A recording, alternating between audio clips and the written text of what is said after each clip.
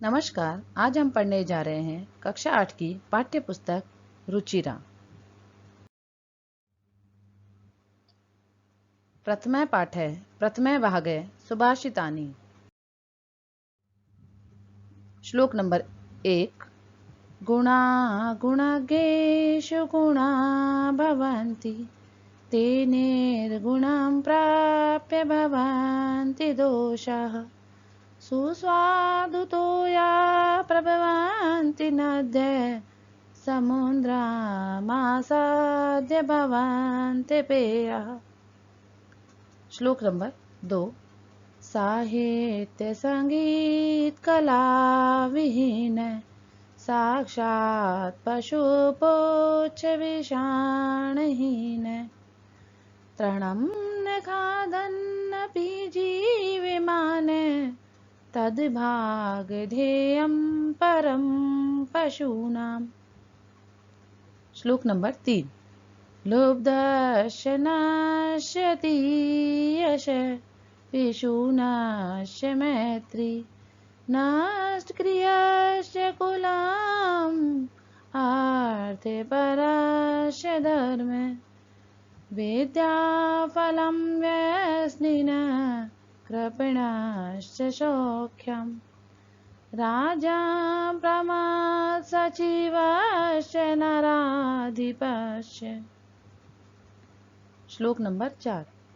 पीत्वा रसां तु कटुकां मधुरं समानं माधुर्यमेव जन्मे मधुमक्षिकासो सन्तस्तथैव संसज्जन्तोर्जनानां श्रुत्वा वचः मधुरसूक्तिरसं सृजन्ति।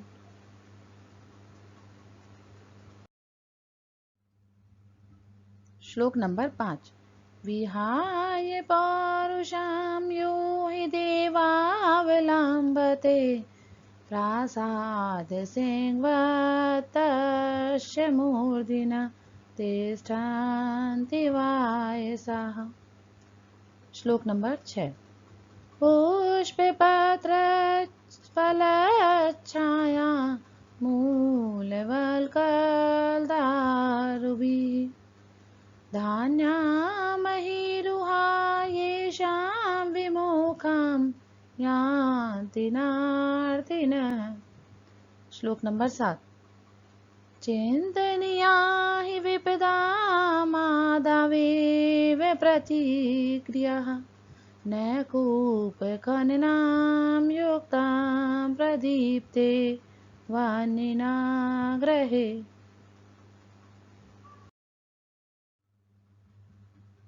पाठस्य विवरणम।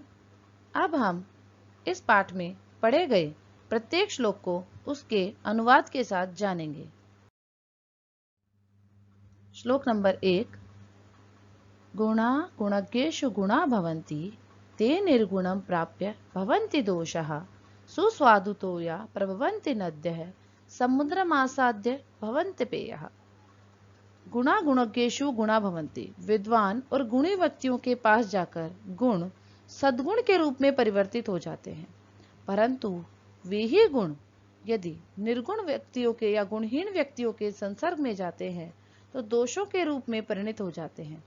यथा नदियों में मधुर स्वाद वाला जल पीने योग्य प्रवाहित होता है, परंतु वही जल समुद्र के जल में मिल जाता है तो खारा हो जाता है, पीने योग्य नहीं रहता। अर्थात नदियों का जल पीने योग्य होता है, उसे पिया जा सकता है, लेकिन समुद्र के खारे जल में मिल जाने से जिस प्रकार वो पीने योग्य नहीं रहता, उसी प्रकार विद्वान व्यक्तियों के जो गुण हैं वो भी यदि निर्गुण व्यक्तियों में चले जाएं या गुणहीन व्यक्तियों के पास चले जाएं तो वे दोषों के रूप में ही परिणत हो जाते हैं।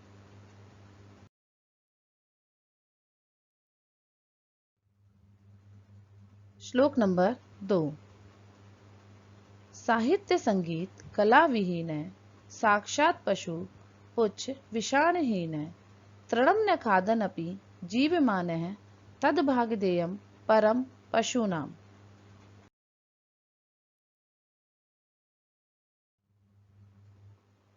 जो मनुष्य काव्य, संगीत, शिल्प, अभिनय आदि कलाओं को नहीं जानता, वह मनुष्य पूंछ और सींगों से रहित होने पर भी साक्षात पशु है।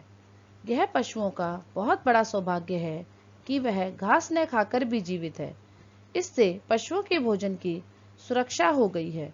अर्थात जिस मनुष्य के पास काव्य, संगीत, शिल्प, अभिनय आदि कलाएं नहीं हैं, उस मनुष्य में और पशु में कोई विशेष अंतर नहीं कहा जा सकता। वह मनुष्य होते हुए भी पशु के समान ही है।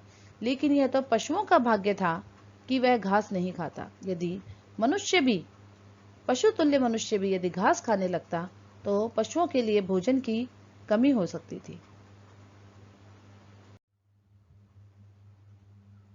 लुब्धश्च नश्यति यशः पिशूनश्च मैत्री नष्ट क्रियश्च कुलम अर्थ परश्च धर्मः विद्याफलम व्यसनिनः कृपणश्च सौख्यम राज्य प्रमथ सचिवश्च नराधिपश्च।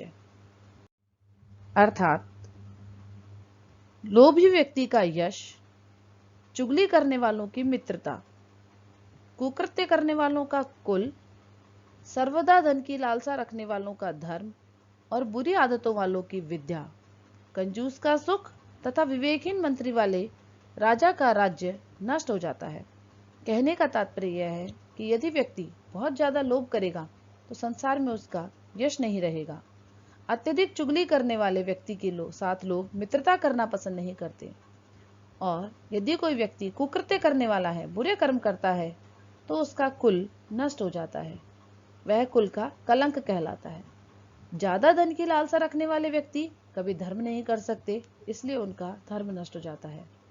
बुरी आदतों वाले व्यक्तियों के साथ में विद्या ज्यादा समय तक रुक नहीं सकती। और कंजूस व्यक्ति का सुख सदैव नष्ट ही होता है, क्योंकि कंजूस व्यक्ति कभी सुख से नहीं रह सकता। विवेकहीन मंत्री वाले राजा का राज्य नष्ट हो जाता है। अर्थात यदि कोई अविवेकी मंत्री राजा को किसी भी प्रकार की शिक्षा देगा और राजा यदि उसी के अनुसार राज्य करेगा तो उसका राज्य नष्ट हो जाएगा। श्लोक नंबर 3।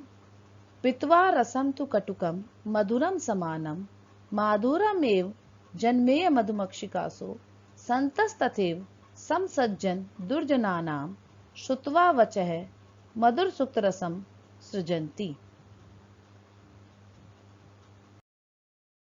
अर्थात जिस प्रकार मधुमक्खी कड़वे व मीठे रस को पीकर मीठा शहद ही उत्पन्न करती है, उसी प्रकार सज्जन व दुर्जनों की बातें सुनकर मीठी वाणी ही संत लोग बोलते हैं। कहने का तात्पर्य है कि जिस प्रकार मधुमक्खी किसी भी फूल पर बैठे, वह मीठा भी हो सकता है या फल का स्वाद कड़वा भी हो सकता है, लेकिन मधुमक्खी से उत्पन्न शहद, उन फलों के रस से जो मधुमक्खी शहद बनाती है, वो हर स्थिति में मीठा ही होता है। उसी प्रकार संत लोग जो होते हैं, चाहे वो सज्जनों की बातें सुने या दुर्जनों की बातें सुने, लेकिन सज्जनों के स्वयं के वचन हमेशा मीठे और शिक्षाप्रद ही होते हैं। श्लोक नंबर 5। विहाय पौरुषम यो हि देवावलंबते प्रासादात् सिंहवत् तस्य मूर्धिन तिष्ठन्ति वायसाः।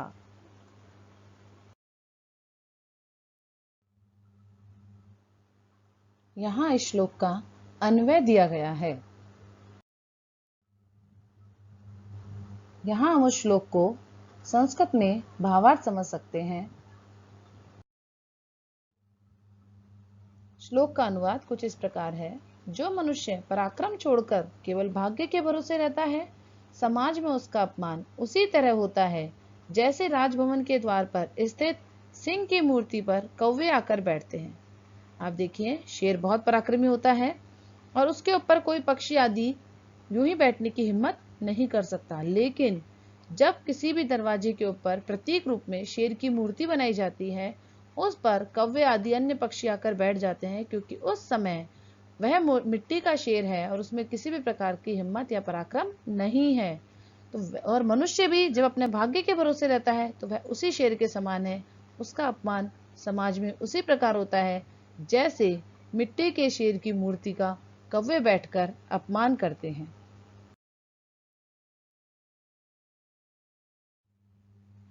पुष्प पत्र फलच्छाया मूलवल्कल दारुभिः धन्यामहिरुहा येषां विमुखम यान्ति न आर्थिनः। यहाँ इस श्लोक के अन्वय और भावार्थ दिया गया है। अब हम इसका अर्थ जानेंगे। जिनके पास पुष्प, पत्र, फल, छाया, मूल, वल्कल और काष्ठ हैं, वे आए हुए याचकों को कुछ न कुछ देते ही हैं। कोई याचक उन वृक्ष के पास आकर भी कभी भी खाली हाथ नहीं लौटता, अतः वे वृक्ष धन्य हैं।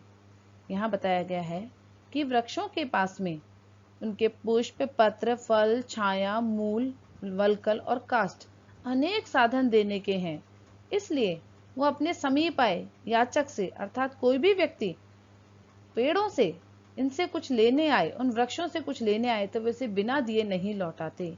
वो जैसा चाहता है, याचक का जो मन करता है, कभी वो पुष्प, पत्र, फल, छाया जैसा चाहे उन वृक्षों से ले सकता है। अतः यह वृक्ष धन्य है जो कभी भी याचक को खाली हाथ नहीं जाने देते हैं। श्लोक नंबर 7। चिंतनीया हि विपदाम आदावेव प्रतिक्रियाः न कूप खननम युक्तम प्रदीप्ते वह्निनः ग्रहे।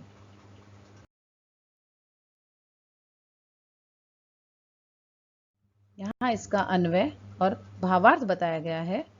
हम इसका हिंदी अर्थ जानेंगे।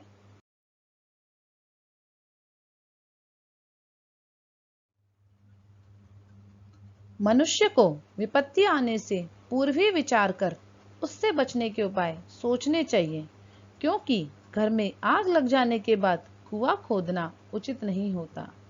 क्या कहना चाह रहे हैं हमें कि मनुष्य को विपत्ति आने से पहले ही उससे बचने के उपाय सोच लेने चाहिए, क्योंकि घर में यदि आग लग जाएगा और व्यक्ति तब कुआं खोदने बैठेगा तो कुआं खोदते खोदते मनुष्य का घर जल जाएगा। उसी प्रकार अगर विपत्ति के आने के बाद हम सोचेंगे कि हमें इसके लिए कैसे बचना है, क्या उपाय करना है, तो तब तक विपत्ति हमारा नुकसान पहुंचा देगी। इसलिए विपत्ति से पहले ही उपाय का विचार हमें करना चाहिए, वही बुद्धिमान कहलाते हैं। धन्यवादः।